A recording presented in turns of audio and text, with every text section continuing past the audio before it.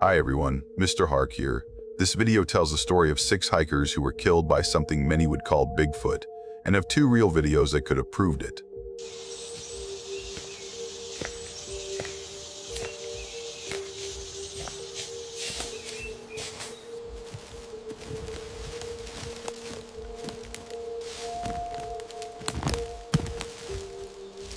It follows the ranger who found both recordings and then watched the state quietly shut the area down and hide what was found.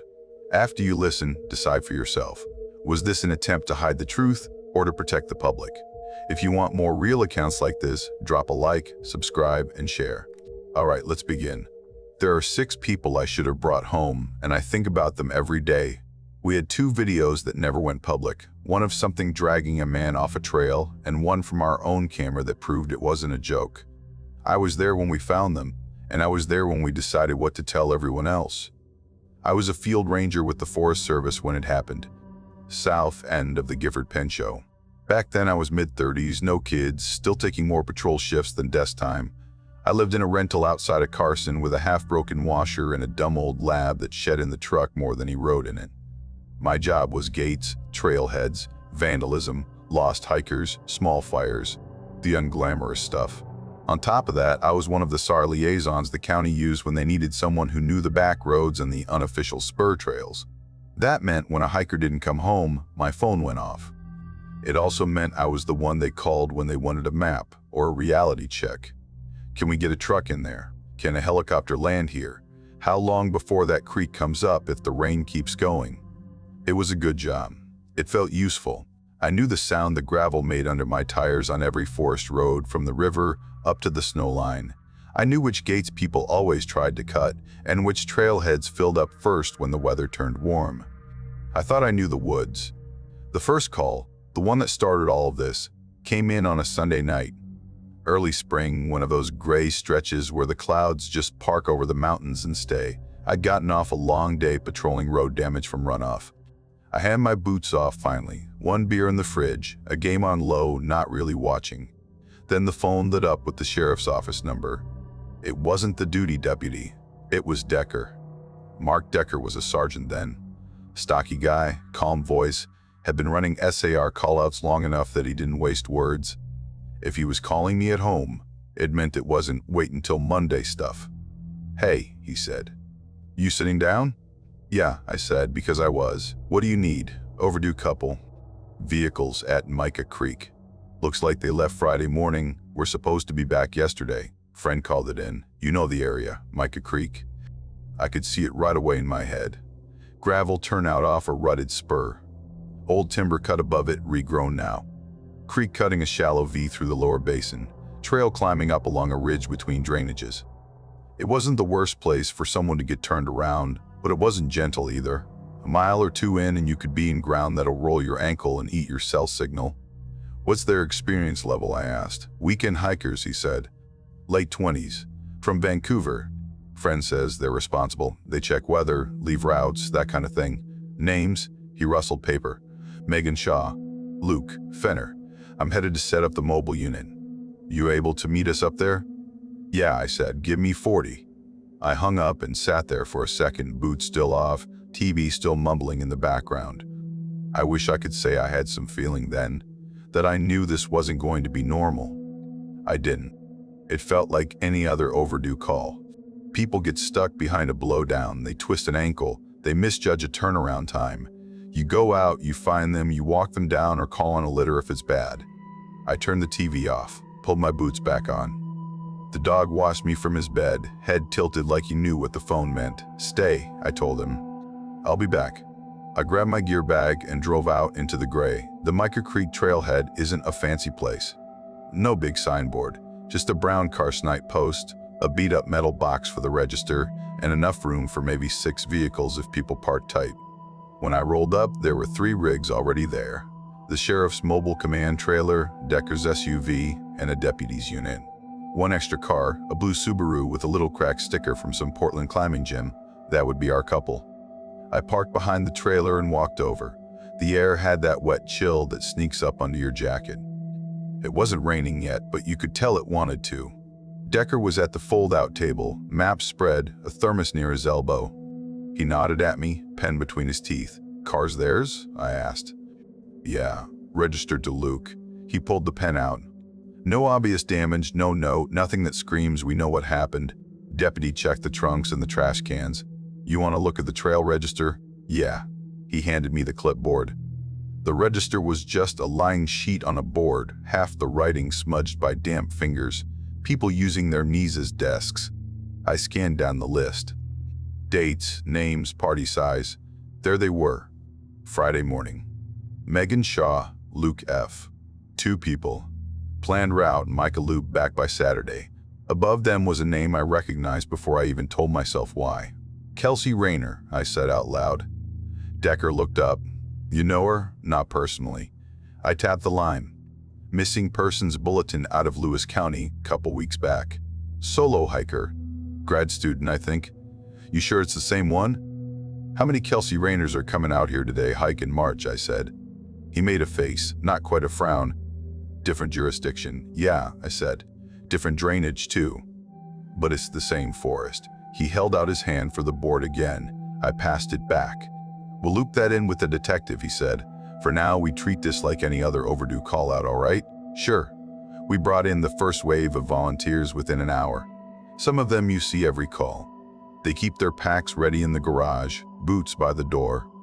A couple of them were new faces, anxious energy, bright new gear.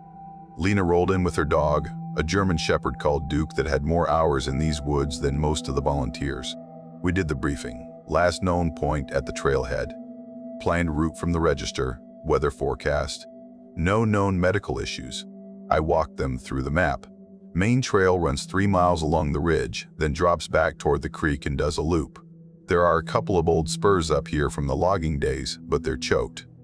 We'll start with a hasty search along the main trail, eyes out for any sign off to either side. Lena, you and Duke will take lead on the tread itself. Got it, she said. She scratched Duke's neck. The dog leaned into it, tail thumping once. Any questions? Decker asked. There were a few. Typical stuff. How long did they have on the ground before we pulled for night? Was aviation available if the weather opened up? Could they use their own GPS apps? We answered what we could. Then they grabbed their packs and headed up the trail, marking off their departure times at the board. I went with Lena's team for the first mile. The trail climbed quickly, switchbacks cutting through second-growth fir. The soil was soft under the duff from the thaw. Good for tracks if you were lucky. Duke walked with his nose low, tail level. He wasn't pulling hard, but he wasn't lost either. Lena watched his body language more than the ground.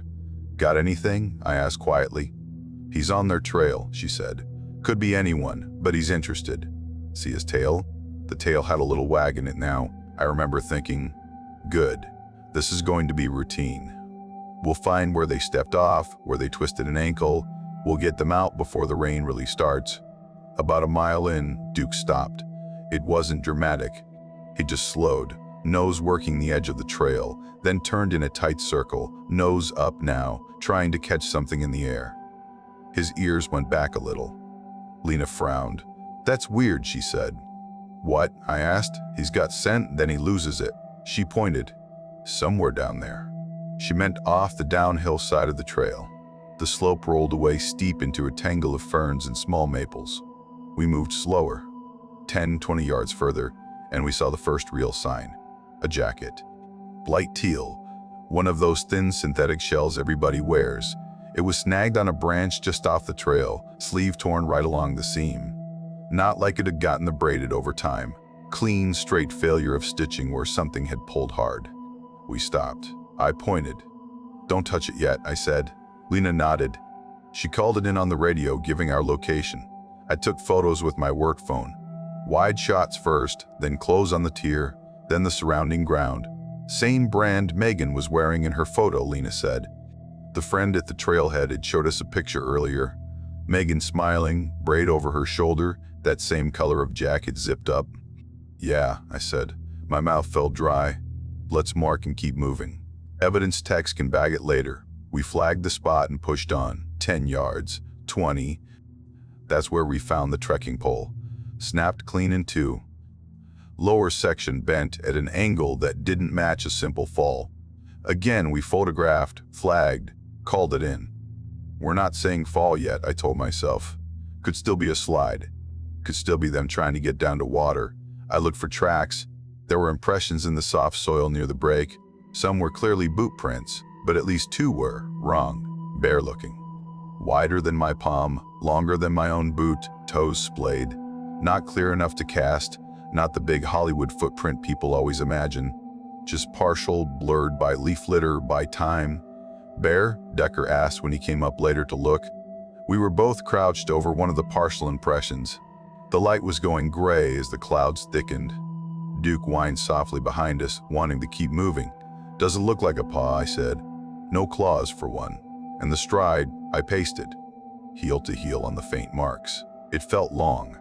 Too long for someone just wandering casually. Decker exhaled through his nose. We don't decide yet, he said. I know, I said. We collect first. We had to pull the teams as dark came on. That's the part that always looks bad from the outside. People see trucks driving out while their loved ones are still missing and they think we're giving up. We weren't. Night ground eats volunteers. You stack litters on top of litters if you keep green people on steep slopes with no light and weather coming in. So we brought them down, logged them out, fed them hot soup from the mobile unit's big metal pot. The rain finally started around midnight. Light at first, then steadier. The kind that soaks your jacket and then finds its way into your bones. I sat in my truck with the engine off, listening to it on the roof, looking at the map Decker had marked up, red circling the areas we'd hit. Yellow highlighting the drainages, little X's for points of interest, the jacket, the pole, the partial prints.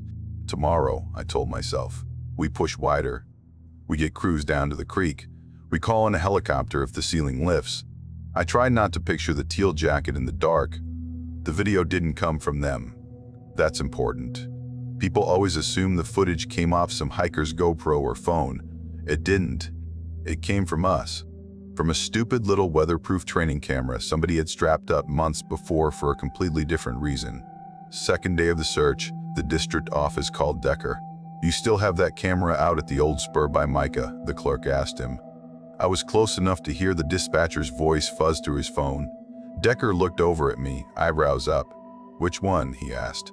The one you and the ranger used for that response time test, she said. You left it running because you said you'd get to it later. That would have been me. We'd put a camera up near a decommissioned spur road to time how long it took patrol units to reach certain points from different starting positions. It was pointed down an overgrown trail mostly to catch vehicles sneaking past a locked gate. It wasn't for wildlife. It was for people. I'll go get it, I said. Decker nodded. You know where it is. Take a radio. Take a buddy. I'll be quick, I said. I mean it, he said. Don't go sightseeing. The spur was a couple miles from the main trailhead. The gate was still locked, chain rusty, my own orange latch seal hanging on it like a plastic tag. There were fresh boot scuffs in the dirt, but nothing with tread deep enough to say vehicles been around. I parked outside the gate and walked in. It felt different going alone, even during the day, quieter. My own footfalls sounded too loud. The rain had eased to a mist. Every twig that snapped made me think of our partial prints. The camera was where I'd left it, ratchet strapped to a peeled cedar pole at the edge of an old road cut. It looked down a narrow track where the traffic had been years ago, back when log trucks had come up here. The brush had grown in since. Salal, huckleberry, alder saplings. I unscrewed the housing, popped the SD card, and slid it into the little plastic case I'd brought. My hands were colder than they should have been. Don't be stupid, I told myself. It's going to be 3 raccoons and a bear's ass. That's it. I walked back out, got in the truck, and closed the door. The quiet inside felt thick. The camera we used to review footage was a crappy little DVR screen, the kind you Velcro to a dash. I plugged the card in and scrolled through the files. First clip, empty trail, trees moving a little in a breeze. Second, same. Third, night. 2 eye-shine specks at the edge, probably deer. I clicked through, half watching, half thinking about where to send crews next. Then the next file opened. At first I thought the camera had been bumped. The whole frame was leaves. They were right up against the lens, moving a little, like something had brushed past and smeared them there. Then the leaves swung out of view. Something stepped into frame. Tall, dark, broad through the shoulders. It moved from left to right with this steady, heavy gait, not a trot, not a jog, just deliberate. It took me a second to understand what else I was seeing. It was carrying a person, 2 arms wrapped around a body. The person was limp, head tipped back, arms hanging. I couldn't see the face clearly. The resolution wasn't that good, but I saw the hair. A braid, half unraveled, swinging with each step. My stomach dropped. Megan's friend had shown me a picture at the trailhead the first night. She always braids it before a hike, she'd said. Otherwise it knots. On the screen in my truck, in that gray washed-out light, the camera caught that same braid dragging against the dark arm. I felt my hand go cold on the playback button. The thing, whatever you want to call it, didn't look at the camera. It didn't flinch when it went past. It didn't slow down. It just walked like it owned the trail. The head was high enough that the top of the frame cut off part of it. I could see the line of the shoulder, the way one arm hooked under the woman's legs, the other around her upper back. It walked past, brush closed behind it. The clip ended. I don't know how long I sat there. My first thought wasn't Sasquatch or Bigfoot or any of that. My first thought was, that's someone in a suit carrying a dead girl. My second thought was, if this is a hoax, it's a really, really bad one. I called Decker, hand shaking a little on the phone. You need to come out to my truck, I told him, right now. He was there in 2 minutes. He climbed into the passenger seat, damp jacket squeaking against the vinyl. You look like you saw a ghost, he said. Just watch, I said. I ran the clip. He didn't say anything the first time. He just leaned closer to the screen, brow furrowing, jaw tight. Run it again, he said. I did. Same gray trail, same brush. Same shape filling the frame for those few seconds. When it finished, he sat back. He didn't look at me. He kept staring at the blank screen like maybe it would start again on its own. That's a person in a suit, he said finally. He didn't sound convinced. He sounded like he was piling sandbags against something he didn't want to see. Could be, I said, but that's Megan. Or someone who looks exactly like her, wearing the same jacket with the same braid. We don't know that's her jacket, he said automatically. We found hers torn up the trail, I said. Same color, same cut. He closed his eyes for a second. Then he nodded once, sharp like he was making a decision. Okay, he said. We treat it like a crime, like kidnapping. We log the card, we copy the files, we hand it over to detectives. We do not show this to any of the volunteers, and we sure as hell do not mention Bigfoots to anyone. I didn't, I said. I know, he said. I'm telling myself as much as you. We documented the chain of custody right there at the hood of the truck. Who pulled the card? Who first viewed the footage? Time, date, signatures. Decker called Detective Wynn. I didn't know Carla well then. I knew of her. She was the one they sent when the weird calls came in. Body found in an odd place, accusation without clear facts, that sort of thing. She drove out from town and watched the clip on the same tiny DVR screen in the same damp truck. She didn't say Bigfoot either. She said, we have a victim being carried by an unknown subject. Could be a hoax, could be a costumed offender, could be tampered video. Until lab says otherwise, that's what we call it. Okay, I said. She looked at me. You saw this alone first? Yeah. How long did you have it before you called Sergeant Decker? Couple of minutes, I said. I went through 3 other clips before it. She nodded. All right, for now, you keep your mouth shut about the specifics. You can say we recovered some digital media near a spur. That's it. People are going to talk, I said. Volunteers saw me go out there. Then be boring, she said. Say it's trail camera stuff we're reviewing. Hunters do it all the time. Nobody listens when they say they saw something in the woods. I remember thinking that was a strange way for a detective to put it. We kept searching. The weather got worse. The ceiling dropped enough that aviation shrugged their shoulders and said, maybe later. Volunteers slogged up and down the same stretches, eyes red from lack of sleep, radios crackling with little updates that didn't change the bigger picture. We didn't find Megan. We didn't find Luke. We didn't find Kelsey. We did find more partial impressions that made no sense.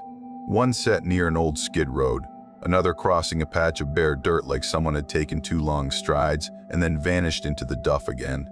Every night I went home, stripped off my wet gear, Sat in the dark and tried not to run the clip in my head. It didn't work. A week later, a second car sat overnight at Mica Creek. That's when everything shifted from bad to, I don't even know what you call the next step down. Worse than bad. Wrong. The new car was a white Honda, 3 parking spots over from where the Subaru had been. Same little turnoff, same damp trees dripping on the windshield. Inside were food wrappers, an empty coffee flask, a folded paper map with a circle drawn around the mica loop. Names on the register, 3 people. Same day they parked, no sign out. When Decker read the first name, he looked up at me. "Any relation?" he asked. "Yeah," I said. My throat felt tight. "He's my cousin. We weren't close like brothers, but we'd grown up at the same holiday tables. I'd watched him go from the kid with the dinosaur obsession to the teenager with the camera to the 20-something who thought YouTube was a career plan instead of a hobby. He'd called me 2 days before. I could still hear his voice in my head. Excited. Fast. "Hey man, I heard about those missing hikers near your area." "Yeah?" I'd said. "How'd you hear?" "Twitter," he said. "And my friend sent me this local article." "You guys out there right now?" "We're working it," I said. "Not supposed to say more than that." "Listen," he said, dropping his voice like someone was listening. "Me and Priya and Tyler, we've been talking about doing more serious doc stuff, like not just goofy camping videos, real stories. And this, it's sad, obviously, but it's also, I don't know. It matters, right? People need to know how dangerous the woods can be." "Ethan," I said, already feeling where he was going. "No," he laughed. "We're not going to get in your way. We thought we'd just, walk the trail a bit, get some B-roll of the vehicles, interview some people at the diner, that sort of thing." "You will be absolutely in the way," I said. "It's an active search. There are areas we're closing off. There's a family waiting at the trailhead who does not want a camera in their face." Okay, he said, "not right away. We'll stay back, I promise. We just want to document stuff." He didn't say Bigfoot. He didn't have to. You grow up in Washington, you know that word is hanging in every story like this. It's a dare people do to each other in high school. Go into the woods and listen. See if you hear knocks. See if you catch something on your phone. "Ethan," I said again, "I'm serious. Don't. The area is hot. There are roads closed. You could end up in real trouble.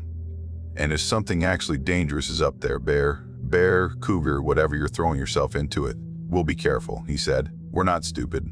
You're being stupid right now." He got quiet for a second. Then he said, "Look, man, I'm trying to do something meaningful. You spend your whole life in those woods. If there's something going on, shouldn't someone show it?" I didn't have a good answer for that then. I wish I'd been harsher, hung up on him. Called his mom. Something. "Don't go," I said finally. He laughed it off. "We'll be fine." Now, a week later, his name was in the register at Mica Creek. We brought in teams again, some of the same faces, some new. A couple of them exchanged looks when they saw me reading the names. "You okay?" Lena asked quietly, clipping Duke's harness. "No," I said, "but that's not the point right now." We used a phone ping to get a rough sense of where they'd been when their devices last talked to a tower. It put them 1.5 miles in, not far off where the loop started to bend back. We found their camp from there. It was set in a little flat near the creek, just out of sight of the trail. Hear it, low and steady, under the drip of the trees. The tent was still up. That's the part that sticks with me. All the little signs of normal life just paused. Zippers half open, sleeping bags inside, laid out, no obvious struggle. Shoes lined up neatly in the vestibule. 3 pairs, toes pointed out like they expected to step into them and go for coffee. There was a cooking pot on a flat rock by the fire ring with a little inch of water in it, as if someone had turned away mid-task and never turned back. "Guys," one of the volunteers said softly behind me, "where are they?" We circled the site, careful with our feet, flags marking anything that looked like it could be relevant. 30 yards from the tent near the creek bank, the ground went soft. Mud, not just damp soil. Something had pressed into it. At first, it looked like any smear. Then I saw the fingers. 5. Clear. Spread like someone had put their hand down to get up or push something away. The palm was big enough that if I put my own hand down inside it, there'd be margin all around. You get used to seeing bear sign. Paw prints with that rounded pad and the claw marks up front. Cougar tracks. Elk hooves. They all have their own look. They have symmetry, patterns. This was a hand. No claws. Just blunt tips, pressure ridges, each digit defined. Nobody spoke for a moment. One of the volunteers finally whispered, "What the hell? Don't touch it," I said. My voice came out rough. "We photograph it. We cast it if we can. Nobody steps any closer." I called it in. Decker came down from the trail. He stood over it, hands on his hips, jaw working. "Could be carved," he said. "Someone could have cut that in with a tool." "Yeah," I said. "Or someone with a really big hand just put it there." He didn't answer. We marked the site, taped the perimeter. Crime scene now, not just SR. 2 days later, we found Ethan's phone. It wasn't hidden. That's what bothered me. It lay right in the middle of the trail, 200 yards from their camp. Screen cracked, case scuffed. If you were walking with your head up, you'd see it. One of the volunteers picked it up with gloves, held it between thumb and forefinger. "Looks like it just got dropped," he said. "We bagged it and took it to Wynn. You're not gonna like this," she said to me later. We were in the mobile unit. The air smelled like coffee and damp wool. She had the phone on the table, hooked up to a little evidence laptop. The screen glowed bluish on her face. "Last file's a video," she said. "You want to see it?" I hesitated. For a second I thought, no. I don't want one more thing in my head. "Yes," I said. "If I'm going to keep walking people up those trails, I want to know what I'm walking them into." "Fine," she said. "You don't touch anything. You just look." She hit play. The image jolted into focus sideways. Leaves, dirt, a glimpse of the sky through the canopy. The camera wasn't being held upright. It was lying on the ground, or nearly. I could see Ethan's face, sideways in frame. He was on his back or his side, cheek in the leaves, eyes half open but glassy. There was a smear of dirt on his forehead. His body jerked. That's when I saw the hand on his ankle. It wasn't a man's hand. Not in any normal way. It was too big. Fingers closing all the way around his boot and most of his lower leg. Dark hair, not fur exactly, but thick enough that I couldn't see skin underneath. He slid along the ground. Leaves crunched under his jacket. He made a sound, not quite a word, more like a moan knocked sideways out of him. The phone bounced once, the angle shifting. I caught a glimpse of trunks sliding by one after another, closer than they should have been, like he was being dragged off the edge of the trail into the brush. He twisted. His arm came up into frame like he was reaching for something. Rock, branch, anything. I saw his fingers claw at the ground and come up with nothing. Then there was this jerk, like whatever was holding him had gotten impatient. He went out of frame. All that was left was the trail. Somewhere off to the side, low and close enough to distort the mic, something made a sound. Long, deep. Not quite a growl, not a human voice. More like air forced through something too big. The video cut there. 8 seconds. Wynn stopped it. She didn't say anything for a moment. Then she blew out her breath through her teeth. "We're not telling the public this," Decker said. He was standing in the doorway of the trailer, arms folded. I hadn't even heard him come up. "We can't untell it once it leaks," Wynn said. "That's what I mean," he said. "You say unknown subject and possible animal involvement. You don't say something grabbed his leg and dragged him off the trail." "And if the families ask," I said. My voice sounded wrong in my own ears. Thin. "We tell them we have evidence of a struggle," Wynn said. "We tell them it suggests a large animal. We do not say the rest. We say bear," Decker said quietly. "Maybe," Wynn said. "Maybe not. The lab will love this one." I wanted to argue. I wanted to stand there and say, call it what it is, make someone take it seriously. But I also saw what Decker saw. You tell the public there's something in the woods grabbing people by the ankles and dragging them off the trail, and you don't use a word they already know, they'll supply one for you. And then every bored guy with a rifle and a six-pack is in those drainages, firing at shadows. So we kept searching. Officially, for Ethan and his friends. Unofficially, for something none of us knew how to name without sounding like the cranks we usually rolled our eyes at. Somewhere in there, the lab called. They'd taken hair and fiber samples from Megan's torn jacket and from the mud near the handprint by the creek. They'd run them through whatever machine they had in that little state facility miles away from the trees and the rain. No match to known regional wildlife, the report said. That was the exact phrase. Structure inconsistent with common species. That's how systems talk when they want to say something without saying anything. They don't write unknown primate. They write around it. They let you fill in the blank if you're determined enough. Wynn brought a printed copy of the report to the trailer. I read it twice, then a third time. It could still be contamination, she said. Could be textile fibers, could be an error. Could be, I said. I didn't believe it. But I said it anyway because I could see in her face that she needed me to. A detective can't go into court and say, Your Honor, we are dealing with something we don't have a name for. They need boxes checked, known concepts. Bears, humans, weather. Somewhere in there, Lewis County finally sent over the rest of Kelsey's file. Her car had been found at a different access point weeks before, up near another trail system on the other side of a ridge. Different drainage, like Decker said, different sheriff's jurisdiction. But her photos and notes from that last trip, she'd been meticulous, like you'd expect from a grad student, put her on a route that, if you knew the land, could connect to the same corridor. Ridge lines run like hidden highways out there. If you follow game trails and old logging cuts instead of official maps, you realize everything is closer than it looks on paper. 3 separate events, 1 corridor. That's when Decker drew a thick red box on the map and wrote, "Restricted," next to it. "We're shutting it down," he said. "No more volunteers in there, unless we have to. Signage goes up at all access points. I'll tell the public we've identified a high-hazard area and we're letting things settle." "Settle," I repeated. "You got a better word?" he asked. I didn't. We put up signs. Trail closed.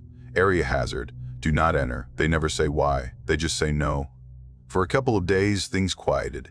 We still had teams probing around the edges, trying to cover ground without stepping into whatever was in the center. We still had family members calling. We still had false leads from people who saw something in a bar 2 towns over and suddenly remembered they'd met one of the missing hikers. And then other reports started coming in, not formal ones. There's no box on a SAR debrief form that says, "Did you hear something you can't explain?" It's more like this. You're standing by the coffee pot and one of the volunteers sidles up, stares into their cup and says, "Hey, did anyone else hear knocking last night?" You ask them what they mean. They say, I was out with Team 3 near the north perimeter. We were Bibby just off the road. About 2 in the morning I woke up because something hit a tree, like a hammer. 3 times. And then across the drainage, something else hit a tree 3 times back. You tell yourself it could be other searchers. Sound travels weird at night. Radios pop, trucks bang. Then someone else mentions rocks. Not falling rocks, they say. Thrown. We were at the edge of this little clearing and these stones start landing just inside the tree line. Not rolling in from above. Dropping. I thought it was some kids at first, but we called out and nothing moved. You tell yourself it could be teenagers, hunters. A coincidence. Someone complains about a smell. Wet dog and rot, they say. It just rolled in out of nowhere, like a wave, and then was gone. They checked all around their camp and found nothing dead. You tell yourself there could be a carcass just out of sight. The wind shifts. Smell travels. You collect these little stories in the back of your head like loose nails in a pocket. They jab you when you move too quickly, but you don't dump them out on the table because they're not evidence in the way your bosses understand evidence. Then Wynn found the boot prints. They were near one of the closed gates on the northern edge of the restricted box. She'd gone up with another deputy to check that the chain was still on, that the sign was still up. The chain was fine. The sign was fine. The mud just off the road shoulder was not. Someone's been stepping around the gate, she said, back at the trailer, showing us the photos. Recently, tread is different from any of our issued boots. Looks like private hikers, maybe 1 or 2 people. They squeezed through the gap? I asked. Looks like it, she said. In and out, maybe. Hard to tell. Rain hit since. But they're not old. The first thought was reporters, or YouTubers, or some local who thought rules didn't apply to them. For about 48 hours, the mood in the trailer shifted. What if this is a hoax? One of the deputies said. Like, elaborate. What if someone's been staging this from the start? Suit, handprints, the whole 9 yards. They're trying to keep us out so they can keep playing their little game. Dragging real people away, I said. You saw the phone video. He looked away. I'm just saying, he muttered. The idea had a grip to it. Humans we could deal with. You get enough evidence, you arrest them. You put them in front of a judge. You call them what they are. The other option, you can't cuff that. You can't write a warrant that says, go pick up the large upright unknown from the Black Steps drainage. The thing that broke the hoax theory wasn't mystical. It was the dog. Lena and Duke had been cycling in and out with the rest of the teams. They were tired. You could see it in both of them. But when Wynn mentioned the fresh boot prints, Decker decided to do one more push toward the center. Controlled. No volunteers. Just a small team, dog included. I wasn't on that particular push. They sent me to check road closures west of there, make sure nobody was sliding past our signs. When they came back, Lena looked wrong. Hey, I said, meeting her by her truck. You okay? She wiped at her face like she'd just realized she was crying. Yeah, she said. No, I don't know. What happened? She glanced over her shoulder like she didn't want the volunteers to hear. We followed a scent line out of Ethan's camp, she said quietly. Duke picked it up right away this time. Strong. He was pulling so hard I almost had to jog to keep up. Human scent? I asked. We're not that fine-tuned out here, she said. We use general human odor. But yeah, it was strong. He was confident. It took us along the creek, then up this steep side. Ground was bad. Loose. Couple of the guys slipped. Then what? Then we hit this slope, she said. Real steep. Loose basalt. And Duke, he never does this. He just stopped. Right at the edge where it drops into the chute. He started whining. His whole body went low, tail tucked. He wouldn't move forward, wouldn't even put his paws on the gravel. Could be a drop-off, I said. Dogs feel that sometimes. He was shaking, she said. I've had him on edges way worse. Cliffs, snow. He doesn't care. This was different. He kept looking down like something was there, then looking back at me. And the scent, you know when they hit a loss? They circle. They cast around. He tried to, but every time he got close to the edge, he just wouldn't. I had to physically lead him away. She swallowed. Which way did the slope face? I asked. She hesitated. Toward those rocks the hunters call the Black Steps, she said. You know the ones. I did. It's an old name. You won't find it on any official map, but if you sit in the back corner of the bar in Randall long enough, you'll hear someone mention it. Steep basalt outcrops, layered like someone had stacked giant slabs on top of each other. Hard to reach. Easy to fall off. A hoaxer isn't dragging people into that, she said. Not for fun, not 3 times. Yeah, I said. For a day or two after that, I told myself I was going to keep my distance. I was still doing my job checking gates, keeping an eye on the perimeter, running errands for the command post. But I wasn't going to go hunting for whatever our cameras and phones had already shown us. It wasn't my role. I wasn't a cop. I wasn't a monster hunter. Then I went anyway. I told Decker I was going to check the perimeter on the east side. That wasn't a lie. I did check 3 gates and 1 slide area. I logged their status, radioed it in. The part I didn't mention was the question I'd been carrying in my head since I'd seen the camera clip. The woods are not generic. That's one of the first things you learn when you spend time out there. They're specific. A bend in a trail, the way a particular snag leans. A stump with a weird notch. If you spend enough hours in those trees, you can recognize places from a photograph. I wanted to know if the corridor in the footage was real. If the place where that thing had walked, with Megan in its arms, existed in 3 dimensions and not just on a screen. If it was just some optical trick, some warped angle, maybe I could convince myself it was a person in a suit after all. So I drove out on an old spur that ran parallel to the drainage without dropping all the way into it. I parked in a little widening where moss was just starting to grow in the gravel, killed the engine. But the silence settled. You could hear the creek, faint but clear. A soft roar under the trees. I took my radio, my sidearm, my pack. I locked the truck. About 50 yards in, I recognized the trail. It was narrower than it looked on the camera, but the shape was the same. The way it curved around a little rise, the particular double-trunk cedar on the inside of the bend, the rotten stump on the outside. This was it. This was the hallway that thing had walked down with Megan in its arms. My mouth felt dry again. I stood there for a second, breathing a little harder than I needed to. The air was cool, damp. It slid into my lungs in a way that made me shiver. Okay, I said out loud. Just my own voice, small in the trees. You found it. Happy now?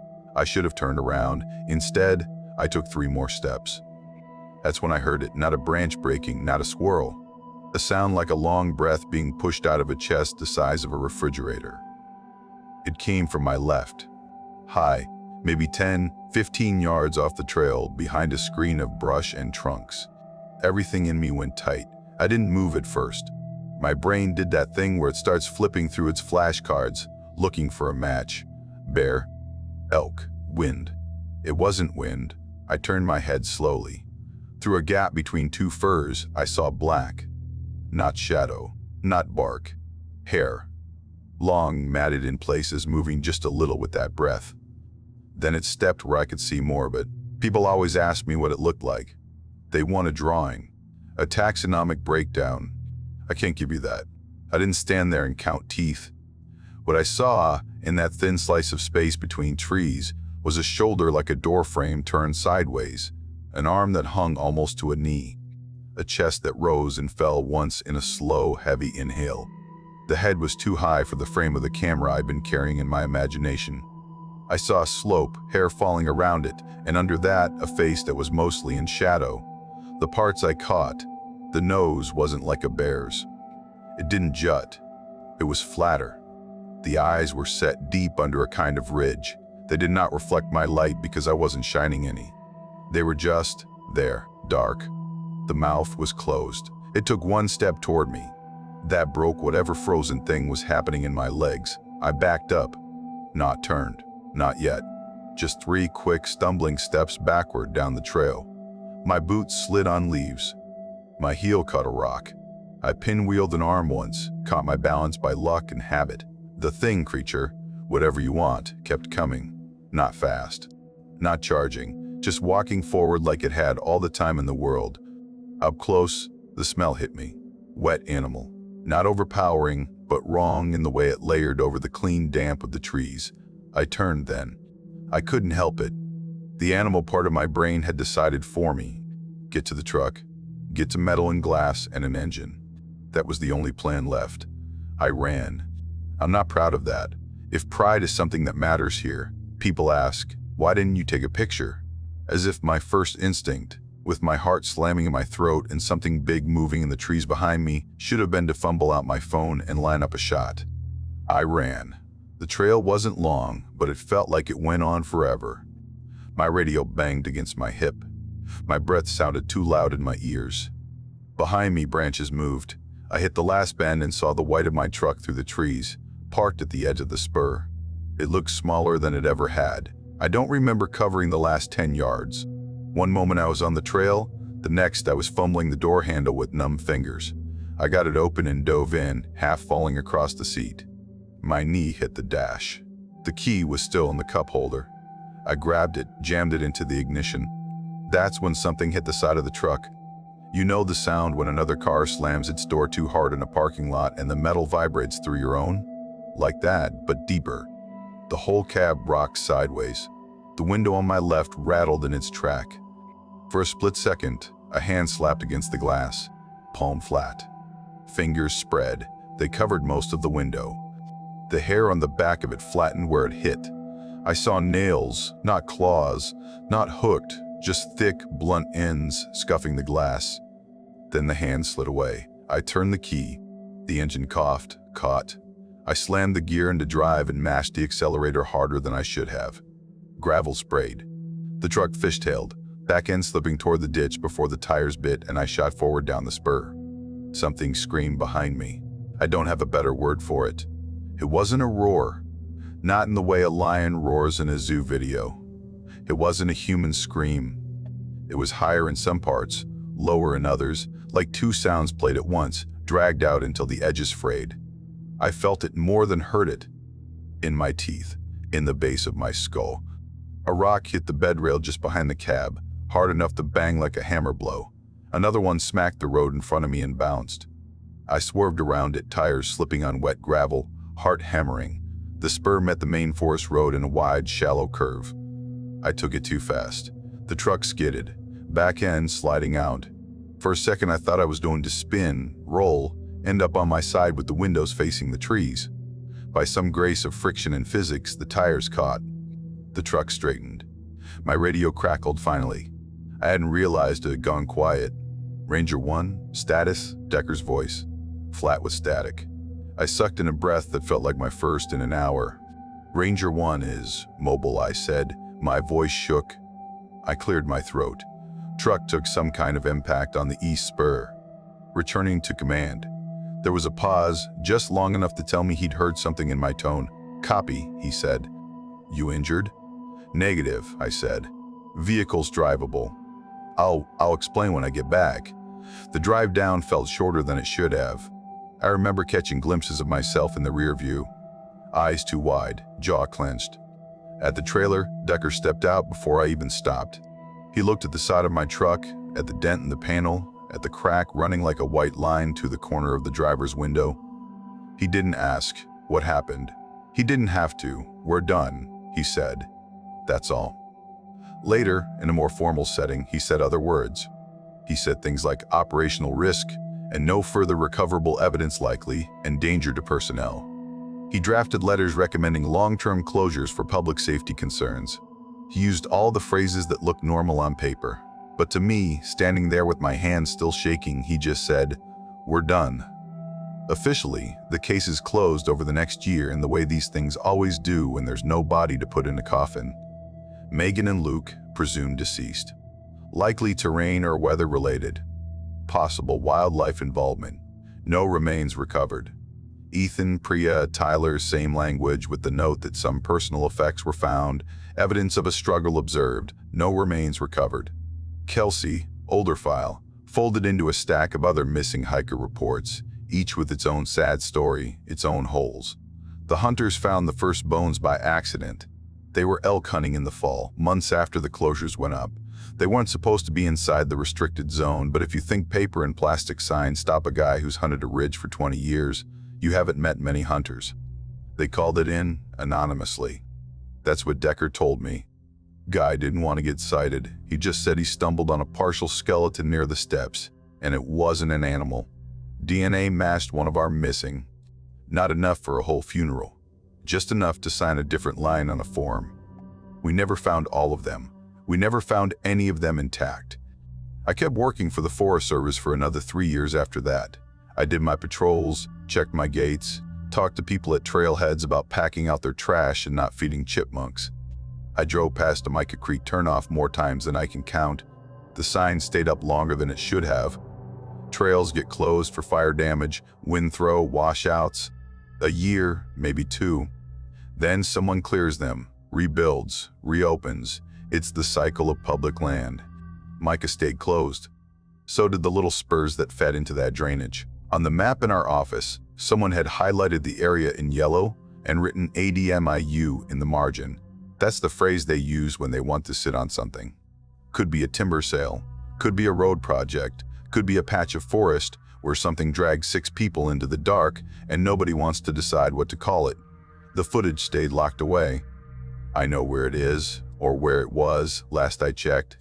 An evidence room somewhere with too much fluorescent light and not enough windows, shelves full of things in plastic bags and boxes. Some nights, I dream that someone misfiles it, that it ends up on a desk with the wrong name on the label, and a clerk hits play, thinking they're about to log a routine traffic camera clip, and instead they see that gray trail and that big dart shape and that braid swinging.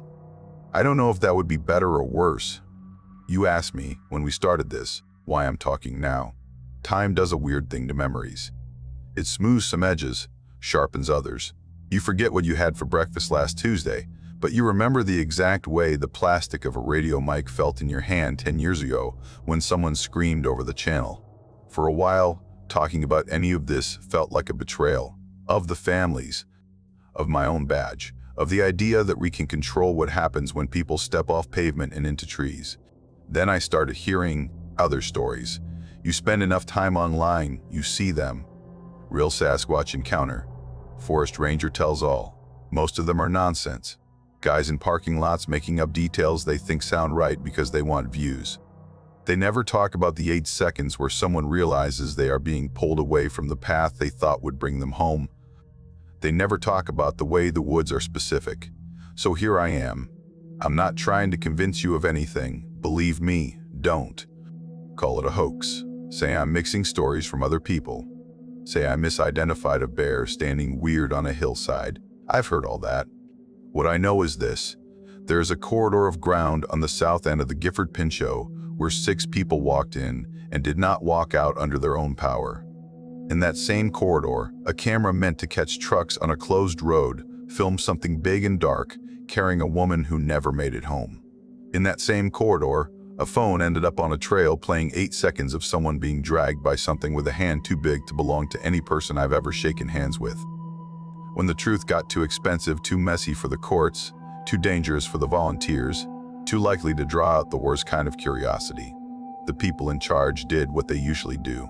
They closed the gate. They changed the wording. They put a neat label on a messy thing and pushed it to the back of a shelf.